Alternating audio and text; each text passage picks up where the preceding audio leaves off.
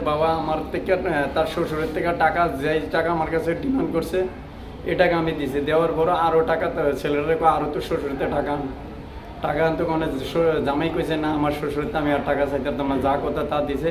আমার লোকে খুবই ভালো জামাই, আমার মায়ের খুব ভালো আদর করে, কিন্তু হেরা মেয়ে পছন্দ হয়েছে না, এই কারণে হেরে খুব টকটাইম করে হেরে তারা অপমান অবস্থা করার কারণে হের সুইসাইড করেছে। কবে করছে?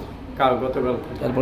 তারপরে তো আমি খবর পেলাম, আমি যাওয়ার মতো নাই, তারা আমার মেয়েরও মারছে, হসপিটালে গেছি আমি, আর হসপিটালতে আমার মেয়েরও হসপিটাল আনছে পুলিশের মাধ্যমে, আনজিয়ারে জিবি হসপিটাল রেফার করছে, আমি জিবি হসপিটালে। কেন আপনার মেয়ের হসপিটালে আনছেন কেন? তারা মারধর করছে আমার মেয়ের ছেলের সাথে, মেয়েরও মেরে ছেলে যখন মেরে মরে গেছে, মেয়েরও মেরেলাম আমরা।